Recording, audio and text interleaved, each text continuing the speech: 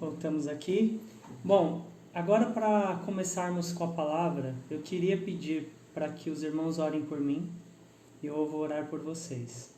Ok? Vamos orar? Senhor, em nome de Jesus, eu coloco o seu povo, Pai, diante de Ti. Eu peço que todas as pessoas que estão, Senhor, assistindo essa live, acompanhando esse culto, tenha sua mente aberta, tenha o coração, Senhor, preparado, Pai, para receber a sua palavra, para receber, Senhor, da maneira que o Senhor quer. Eu peço que o Senhor trabalhe, Pai, em cada vida de uma maneira especial, que eles possam sentir o seu toque, que eles possam sentir, Senhor, a sua presença, o seu cuidado na vida de todos eles. Repreenda todo o mal, Pai, cancele tudo que venha tentar atrapalhar e coloque, Senhor, os teus anjos em cada lar, em cada local onde essas pessoas se encontram, protegendo e guardando, Senhor, em nome de Jesus. Eu peço, Pai, que o Senhor me use neste momento, que eu possa diminuir nessa hora e que o Senhor cresça. Que só saia, Senhor, da minha boca aquilo que vem do céu, aquilo que vem do Senhor, em nome de Jesus. Amém. Amém? Bom, como eu coloquei no meu post, o tema da nossa mensagem de hoje é o inimigo invisível, ou os inimigos invisíveis. Eu quero ler aqui um versículo de Efésios, é o versículo 12 do capítulo 6, que diz assim: pois a nossa luta não é contra pessoas, mas contra os poderes e autoridades, contra os dominadores deste mundo de trevas, contra as forças espirituais do mal nas regiões celestiais.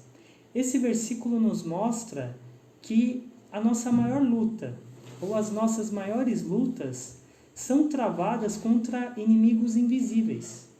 São travadas por inimigos que, com os nossos olhos naturais, nós não conseguimos enxergar.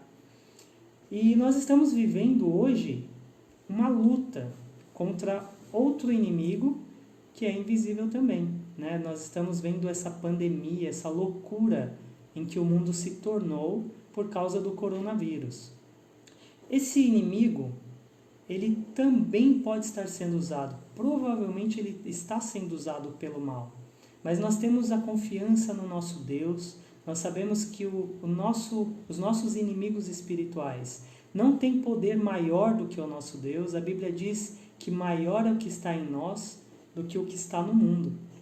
Então, eu peço para que nós possamos meditar hoje em uma história bíblica que nos ensina, que nos dá algumas dicas de como vencermos os nossos inimigos invisíveis. Ok? Eu vou ler aqui no livro de Jó, capítulo 1, do versículo 1 ao 8. Vou dar um minutinho para, se alguém quiser acompanhar comigo na sua versão da Bíblia, é Jó, capítulo 1, nós vamos ler do versículo 1 ao 8.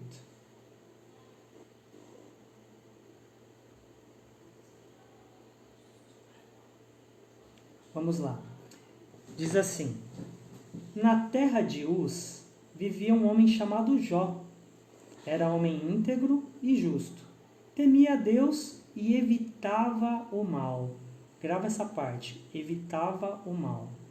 Tinha ele 7 filhos e 3 filhas, e possuía 7.000 ovelhas, 3.000 camelos, 500 parelhas de boi e 500 jumentos. Ele tinha muita gente a seu serviço. Era um homem mais rico, ele era o homem mais rico do Oriente. Seus filhos costumavam dar banquetes em casa, cada um de uma vez, e convidavam suas 3 irmãs para comerem e beberem com eles. Terminando o período de banquetes, já mandava chamá-los e fazia com que se purificassem. De madrugada, ele oferecia um holocausto em favor de cada um deles, pois pensava: talvez meus filhos tenham lá no íntimo pecado e amaldiçoado a Deus. Essa era a prática constante de Jó. Certo dia, os anjos vieram apresentar-se ao Senhor, e Satanás também veio com eles. O Senhor disse a Satanás: de onde você veio? Satanás respondeu ao Senhor: de perambular a terra e andar por ela. Disse então o Senhor a Satanás: reparou meu servo Jó? Não há ninguém na terra como ele, irrepreensível, íntegro, homem que teme a Deus e evita o mal. Essa última frase diz que Jó era um homem que temia a Deus. Olhando na versão original, no hebraico, essa palavra pode ter dois significados no português. Temer, de ter realmente medo, ou ter reverência. Eu nunca consegui entender direito um relacionamento saudável com quem nós temos medo. Geralmente nós temos um relacionamento mais saudável, um relacionamento gostoso, um relacionamento em que nós queremos estar juntos quando não existe medo. Então, que tipo de medo qual é, na minha opinião, a verdadeira tradução dessa palavra? Para mim se encaixa mais como reverência. A reverência, na minha opinião, seria mais ou menos ter medo de desagradar alguém. Eu olho muito para o meu relacionamento, para a minha relação com os meus filhos. E os meus filhos são criados de acordo com a palavra. Eu tento aplicar a palavra em todos os sentidos. E uma coisa que eu acabo tendo que fazer é, de vez em quando, repreendê-los. A Bíblia diz que, às vezes, teremos até que usar a vara. E quando eu pergunto para eles se eles querem que eu fique em casa, para sentir deles se a nossa relação é boa, se eles gostam de me ter por perto, mesmo tendo que, de tempos em tempos, ensiná-los de uma maneira às vezes um pouco mais dura, eles com certeza pedem para eu ficar em casa. Eles curtem, eles gostam, eles pedem para que eu fique em casa.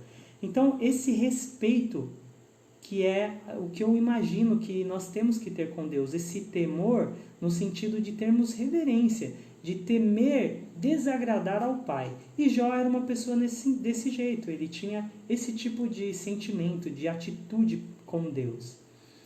Então, voltando aqui ao nosso tema, a nossa luta contra os nossos inimigos invisíveis. Eu vou usar algumas situações da vida de Jó, da história de Jó, para nós podermos aplicar no nosso dia a dia e tentarmos viver como Jó viveu e fazer o que Jó fez para vencermos os nossos inimigos invisíveis. Uma forma de vencer os nossos inimigos é conhecendo quem são os nossos inimigos, é conhecendo as suas técnicas e conhecendo as suas habilidades. Essa é uma das formas. Então, nós hoje estamos enfrentando um inimigo chamado coronavírus. A gente já conhece um pouco dele, já disseram que é um vírus que se propaga facilmente, é um vírus que, se nós não tivermos os nossos cuidados com a higiene, lavar as mãos e tudo mais, nós estamos mais sujeitos a ter esse vírus. Mas, no Novo Testamento, e se a gente for analisar, a Bíblia mostra também muitas passagens no Novo Testamento que nos ensinam um pouco a respeito dos nossos inimigos espirituais, de Satanás e dos demônios. Então, eu acredito que seja muito importante que nós possamos fazer esse estudo, entender quem são esses nossos inimigos e o que a Bíblia também mostra a respeito de como vencê-los. Porém, eu acho que tem uma forma ainda mais espetacular, mais excelente de vencer os nossos inimigos. E como é essa prova, essa forma? É conhecendo aquele que nos protege.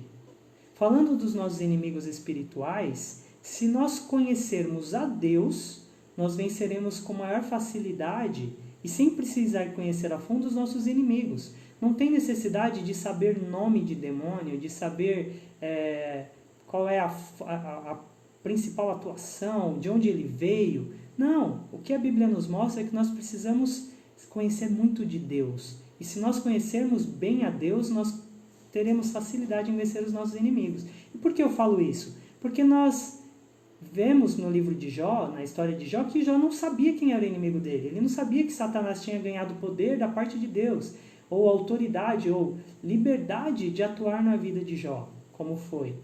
Então, eu queria falar rapidinho, uma síntese, contar uma parte da história de Jó, para que a gente avance aqui na nossa meditação de hoje. Então, Jó, como muitos já conhecem a história, era um homem muito rico, era o homem mais rico do Oriente. E ele era muito temente a Deus, como nós vimos. Ele era um homem reto, ele era um homem que era conhecido por Deus e era conhecido por Satanás.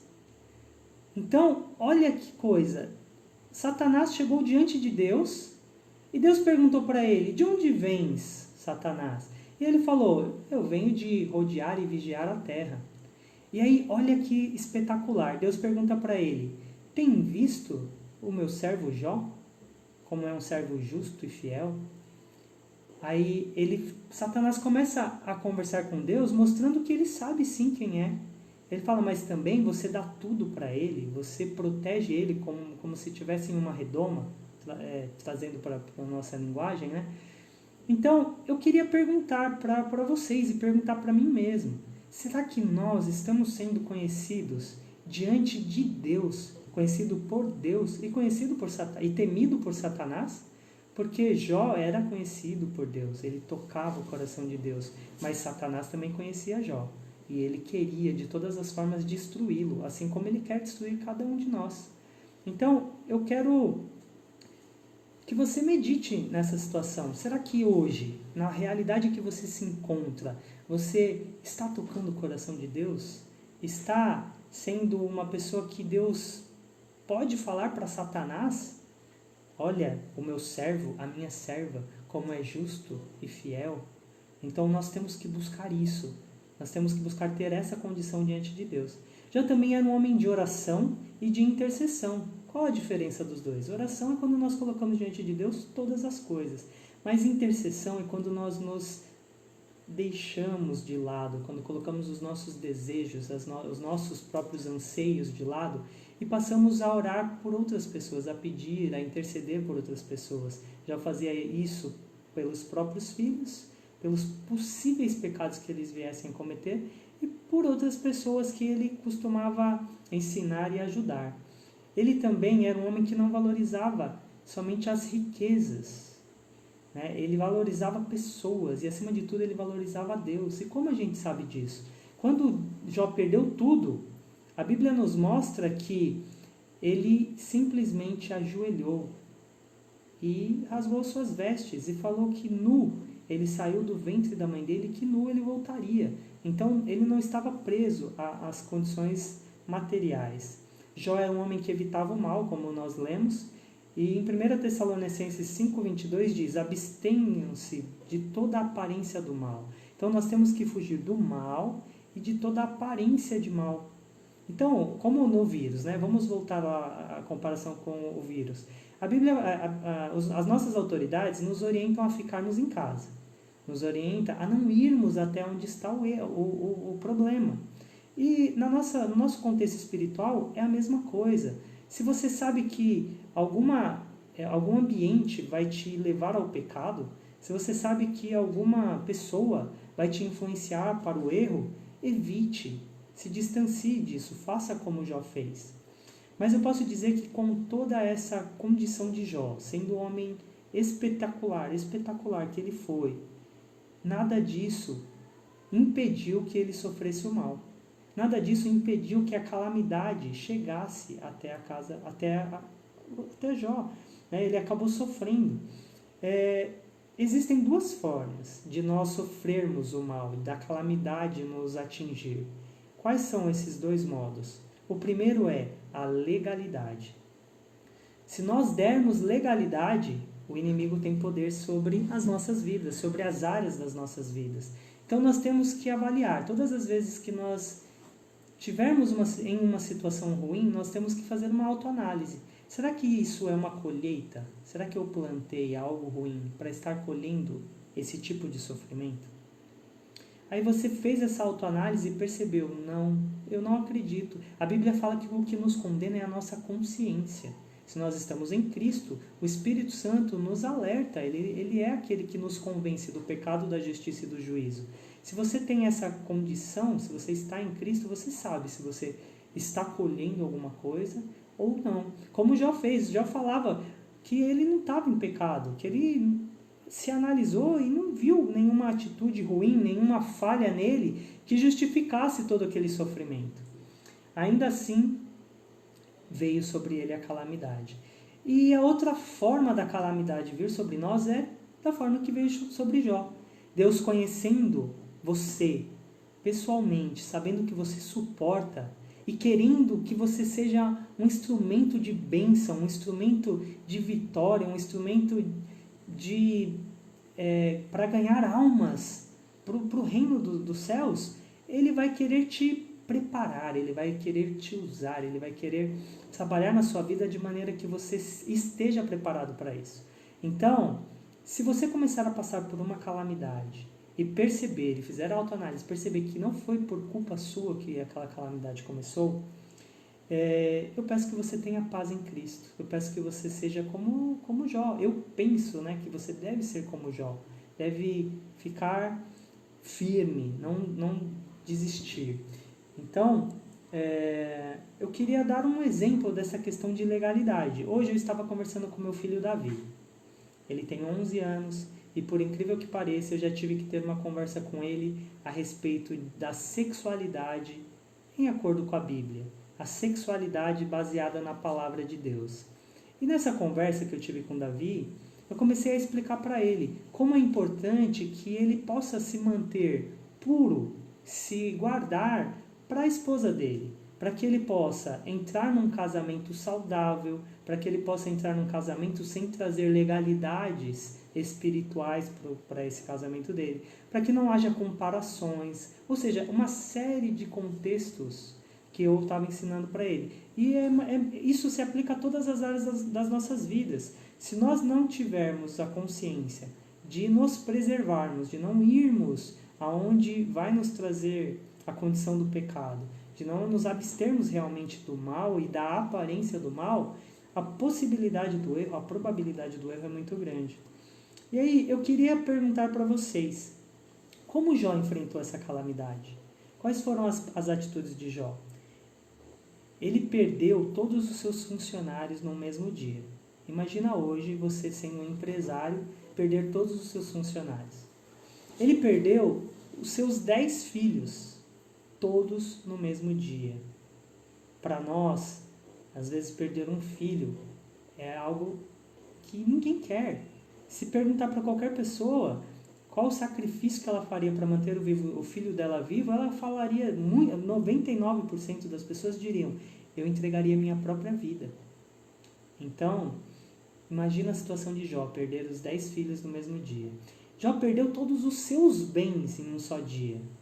Ele perdeu tudo, toda a sua empresa, tudo que ele tinha, simplesmente acabou, de um dia para o outro.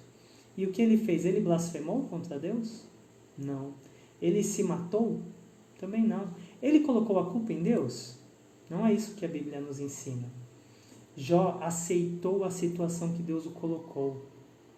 E aí eu vou ler Jó 1, de 20 a 22, que diz: Ao ouvir isso, Jó se levantou, rasgou o manto, rapou a cabeça, então prostrou-se ao chão em adoração. Jó adorou ao Senhor.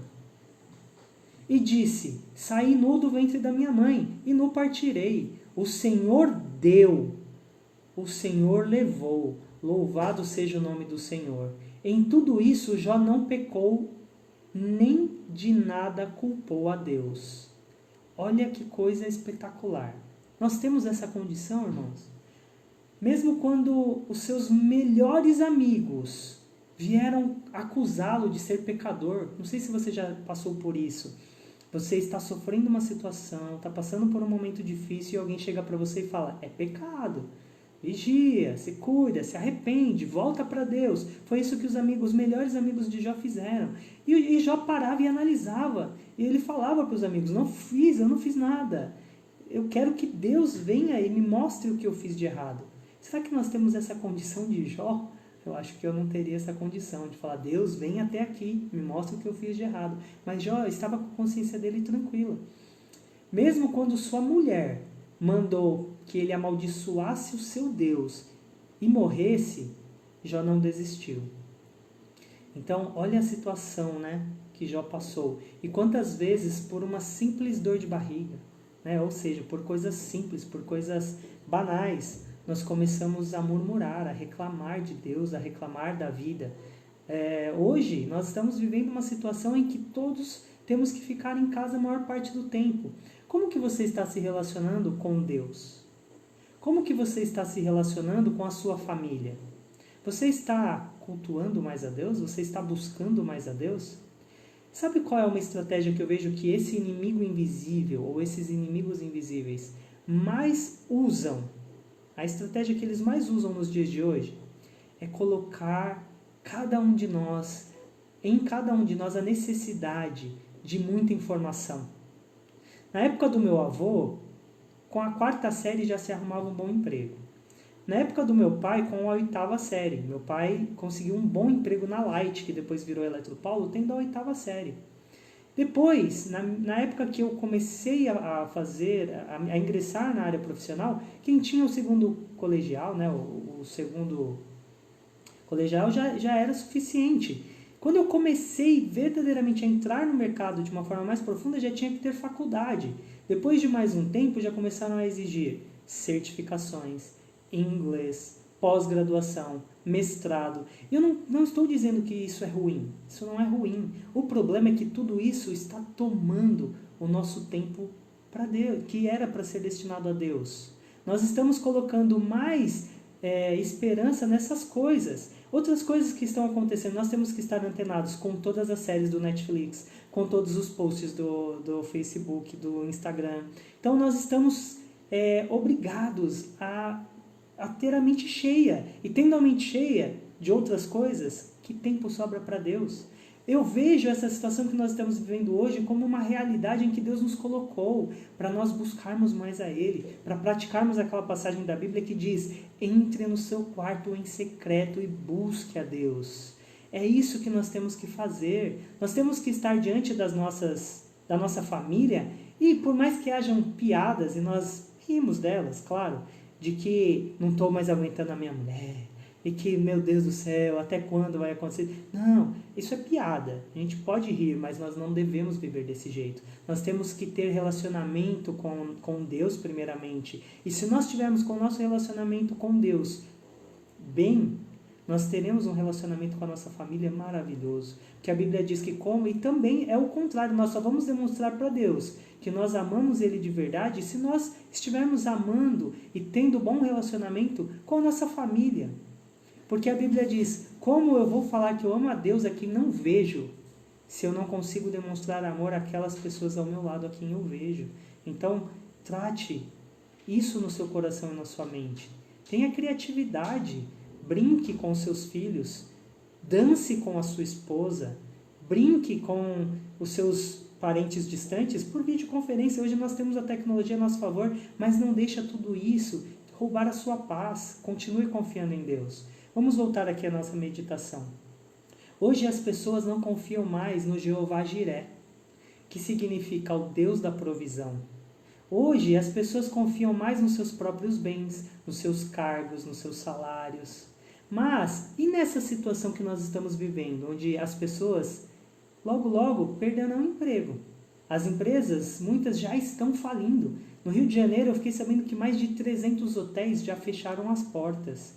Infelizmente, essa é uma realidade que só está começando. Ainda virão muitas notícias, muito sofrimento. Mas onde está a sua confiança? Isso aconteceu com Jó. Como Jó se portou? Como você vai se portar caso isso aconteça com você?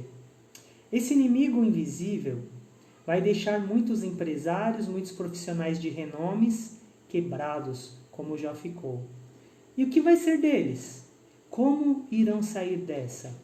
No Salmo 20, versículo 7 diz: uns confiam em carros, outro em cavalos, mas nós faremos menção ao nome do Senhor nosso Deus.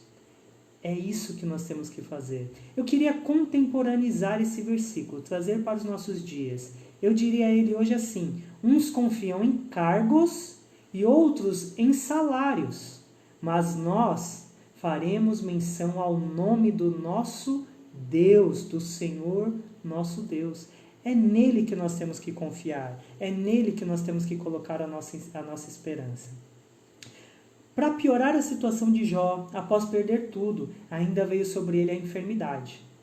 E como se hoje, como se fosse hoje um empresário ou um grande profissional, além de perder tudo, perder seu emprego, perder sua empresa, ainda adquirisse esse vírus, ainda ficasse infectado com o coronavírus. Como ele se portaria? E se fosse conosco? Isso aconteceu com Jó. Essa história que aconteceu e é real, e que Jesus citou ela como um fato real, não é uma parábola.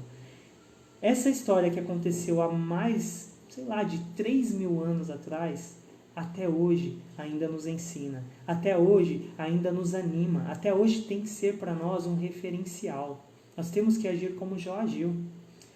E agora, como vamos fazer?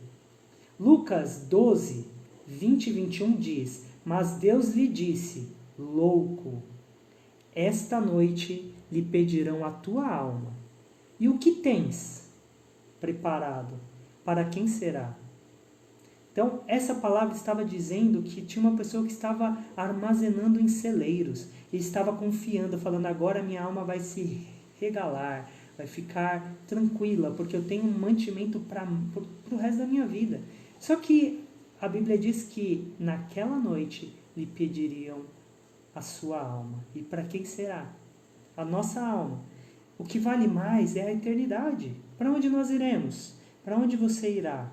Como você está fazendo? Como você está agindo? Agora eu quero falar da parte boa da história de Jó, para nós caminharmos para o final dessa nossa mensagem. A virada na vida de Jó. Jó não desistiu, como eu já falei. Jó confiou em Deus. E no auge do seu sofrimento, no momento um dos momentos mais difíceis, sabe o que Jó disse?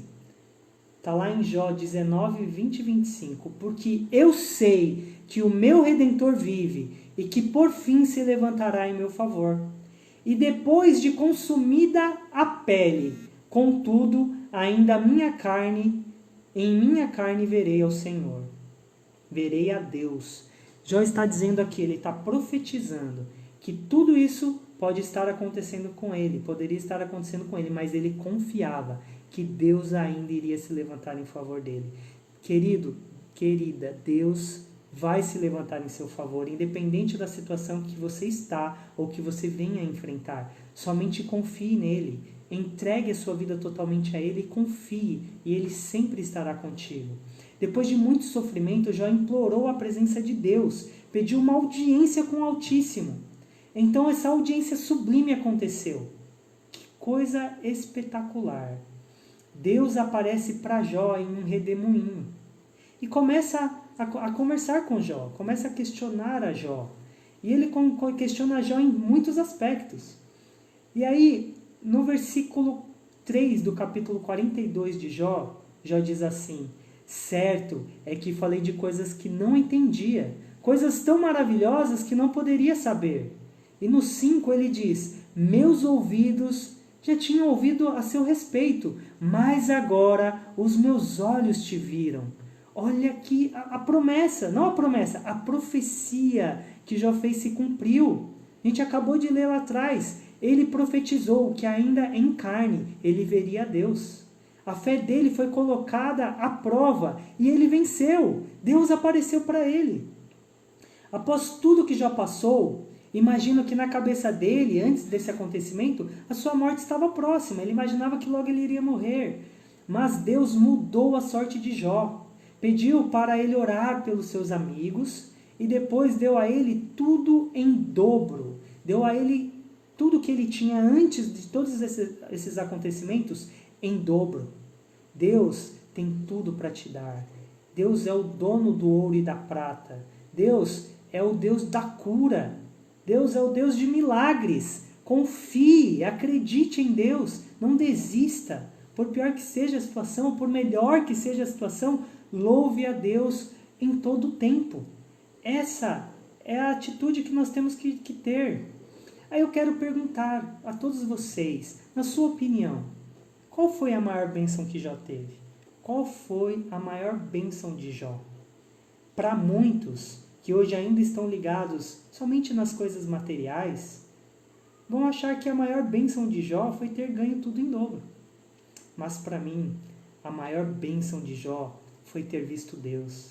foi ter tido aquele momento de comunhão com Ele. É isso que Deus quer ter com você. É por isso que Deus está te colocando em situações difíceis. E se você ainda não passou por ela haverá de vir. Não tem como fugir dessa situação. Porque são nos momentos mais difíceis que nós temos esse tipo de relacionamento com Deus. A Bíblia diz que é na nossa fraqueza que o poder de Deus se aperfeiçoa em nós.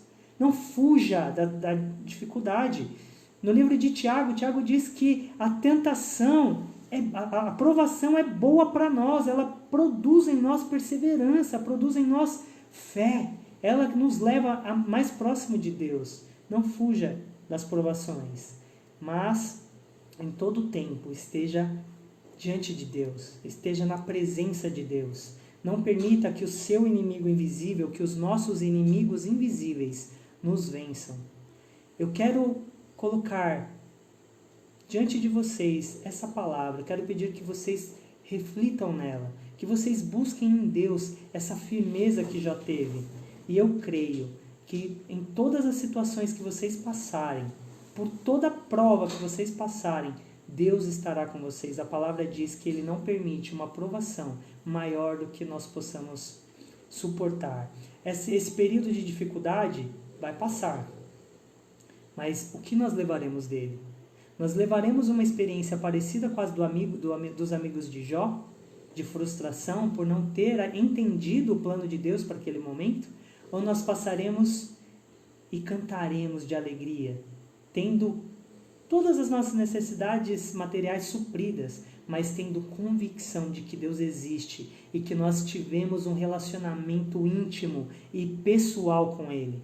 Busque ter com Deus esse relacionamento. Aproveite esse tempo, desligue as TVs, desligue o rádio. Não fique exposto a esse monte de notícia que está tentando roubar a nossa paz. Mas coloque a sua vida diante de Deus. Leia a palavra, medite na palavra, ore, interceda pelos seus irmãos. Coloque-se diante de Deus e você não vai se arrepender. Não tem coisa melhor do que estar na presença do Senhor. Amém? Vamos ouvir mais um louvor e no final eu volto para nós fazermos mais uma oração. Não esqueçam, se tem pedidos de orações, coloquem aí que nós iremos orar por eles. Depois o nosso grupo, o nosso Ministério de Intercessão, colocará todos esses pedidos diante de Deus. Amém? Deus abençoe.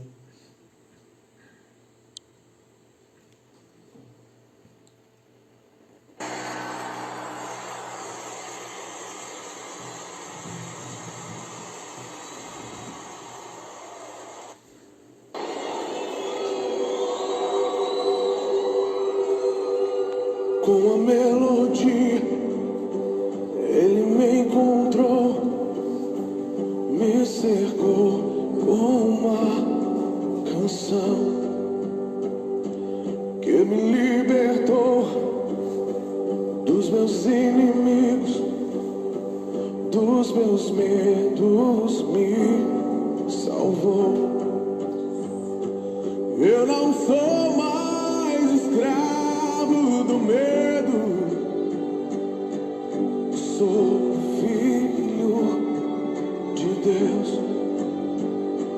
Eu não sou mais escravo do medo, sou filho de Deus.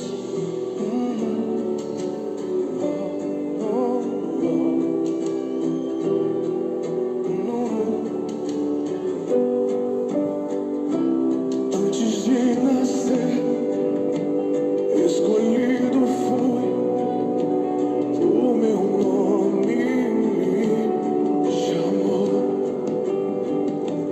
De novo nasci em sua família, o seu sangue me comprou.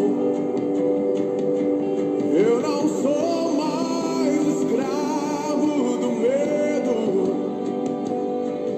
sou filho de Deus. Eu não sou mais escravo do medo, sou filho de Deus. Eu não sou mais escravo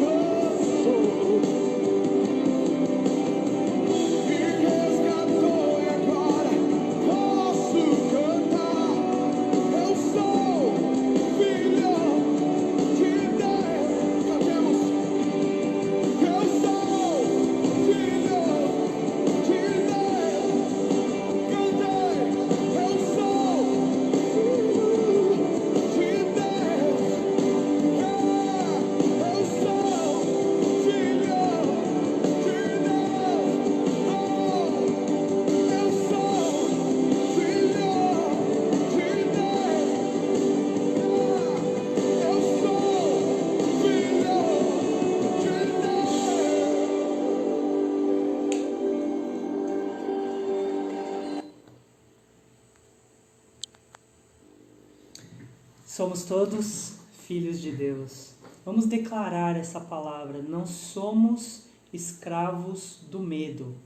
Somos filhos de Deus. Como filhos, nós não precisamos temer. Amém? Vamos fazer uma oração agora pelos pedidos que foram colocados. Quem ainda quiser colocar, nós vamos depois orar juntos, né? O grupo de intercessão. Continue buscando, continue orando, fazendo a obra de Deus. Eu quero agradecer aqui todos que estão com a gente na live. Vamos fazer uma oração para encerrar. Amém? Senhor, em nome de Jesus, eu agradeço, Pai, pela sua palavra, que é tão maravilhosa, que nos dá tudo aquilo que precisamos, todo o direcionamento.